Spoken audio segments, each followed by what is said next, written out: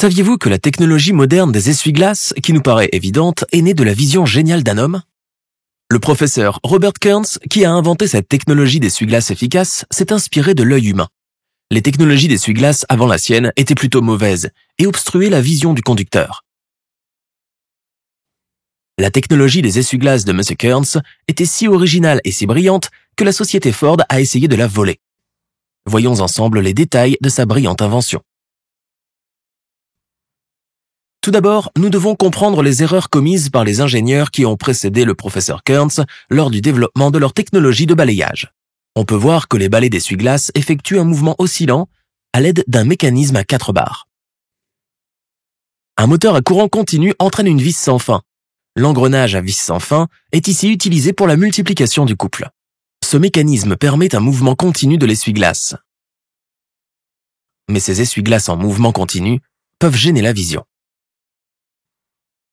Les essuie-glaces en mouvement continu affectent considérablement votre vision, même en cas de pluie légère. C'est là qu'intervient le génie de M. Robert Kearns, qui est à l'origine de l'idée du balayage intermittent. Il a observé que les humains clignent des paupières, mais que ce clignement n'obstrue jamais leur vision. La raison pour laquelle nous sommes inconscients de notre clignotement est qu'il est intermittent. Nos paupières prennent un long repos après chaque clignement. Ce long repos aux extrémités est la raison pour laquelle le clignement des yeux n'interrompt pas notre vision. Pour la conduite, si nous arrêtons le balai d'essuie-glace pendant un certain temps, après chaque cycle d'essuyage, cela réduit les interférences avec la vision du conducteur. Ce coup de génie a été l'éclair du professeur Kearns. Nous pouvons réaliser ce type d'essuie-glace intermittent en utilisant un dispositif à cam, comme illustré. La sortie du moteur peut être connectée à une cam, qui ne déplacera l'essuie-glace que pendant une courte période et s'arrêtera pendant une période de repos au bas du pare-brise. Et voilà, nous avons réussi à obtenir un essuyage intermittent. Ou pas. Voyez-vous le problème que pose ce modèle? En fait, le temps de fonctionnement ou de repos d'une technologie d'essuyage doit varier en fonction de la quantité de pluie. Dans une situation de faible pluviosité, on a besoin d'un long temps de repos. Alors qu'en cas de forte pluie, il faut évidemment un temps de repos plus court. La variation du temps de repos à l'aide d'un dispositif purement mécanique n'est pas pratique. Le professeur Kearns était si intelligent qu'il a compris le problème des essuie-glaces intermittents purement mécaniques et n'a même pas essayé ce modèle. Pour réaliser un essuie-glace à temps de repos variable, la solution ne peut être purement mécanique. Elle doit également inclure l'électronique. Cette prise de conscience est le deuxième éclair de génie de Kearns. Pour cela, il a développé un circuit électronique intégrant toutes ces caractéristiques. Afin de comprendre le circuit, passons en revue quelques informations de base sur les transistors. Le transistor s'allume lorsque sa base est polarisée, dans le sens direct, et s'éteint lorsqu'elle est polarisée, dans le sens inverse. Prenons l'exemple d'un interrupteur à double action pour faciliter la commutation des états de polarisation avant et arrière. Lorsque l'interrupteur est dans cet état, la base est polarisée dans le sens direct et le circuit est sous tension. Lorsque l'interrupteur est dans l'état B, la base passe dans un état de polarisation inverse et le flux de courant s'arrête dans le circuit. Utilisons ce circuit à transistor pour alimenter le moteur de l'essuie-glace.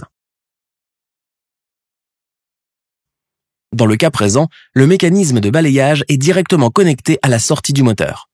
Il s'agit évidemment d'un balayage continu.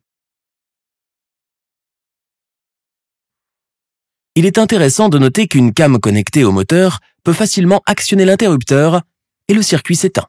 L'essuie-glace est en phase d'arrêt maintenant. Cependant, il s'agit d'un mécanisme à temps de repos infini. Ce circuit ne sera pas capable de remettre le moteur en marche. Revenons à la phase active et essayons de résoudre ce problème. Ce circuit est maintenant en phase active. Faisons une pause dans la scène et ajoutons une paire condensateur-résistance dans le circuit comme indiqué. Le sens de circulation du courant dans la résistance est indiqué. En raison de cette résistance, il y aura une différence de potentiel entre les deux bornes du condensateur, ce qui fera que le condensateur sera chargé comme indiqué. Lorsque la cam actionne l'interrupteur, le circuit se met en état d'arrêt comme nous l'avons vu précédemment. Maintenant, le condensateur chargé devient le héros. C'est prêt à être déchargé. Le potentiel au point B est toujours fixe. Cependant, le potentiel au point A va changer pendant la décharge. Supposons que lorsque le condensateur est complètement chargé, le potentiel au point A est plus élevé qu'au point B. Le transistor est évidemment polarisé en sens inverse. Cependant, lorsque le condensateur commence à se décharger, la tension au point A chute. À un moment donné, la tension au point A devient inférieure à celle du point B et le transistor devient actif.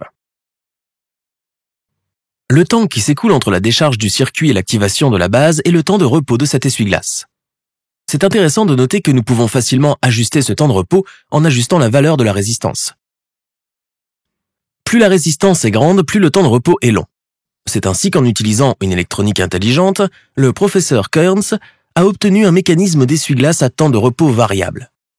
Au cœur de cette invention se trouve un circuit électronique brillant, mais il est piloté par un interrupteur mécanique. Un génie absolu, non? En revanche, lors d'une forte pluie, le temps de repos est pratiquement nul. Il n'est pas pratique d'obtenir une résistance nulle et donc un temps de repos nul. Lors d'une forte pluie, le frottement de l'essuie-glace sur le verre est très faible. Voyons comment ce faible frottement affecte notre circuit pendant sa phase de repos ou de non-activité. Le circuit est déconnecté, mais les essuie-glaces ont toujours un bon élan. Ils continueront le mouvement vers le bas puisque la force de frottement est faible. En raison de l'élan élevé de l'essuie-glace, ils fournissent une force motrice au reste du mécanisme et la came tourne. Cela entraîne une nouvelle activation du moteur. Autrement dit, l'inertie des essuie-glaces permet de contourner le temps de repos du mécanisme. Il s'agit évidemment d'une méthode rudimentaire pour obtenir un balayage continu à partir d'un mécanisme intermittent. Dans le brevet du professeur Kern, il a même élaboré des circuits plus sophistiqués pour obtenir un balayage continu. Les essuie-glaces modernes utilisent des relais au lieu de cam pour entraîner le moteur d'essuie-glace. Le temps de repos peut être mesuré et modifié avec précision à l'aide de circuits de temporisation dans les microcontrôleurs.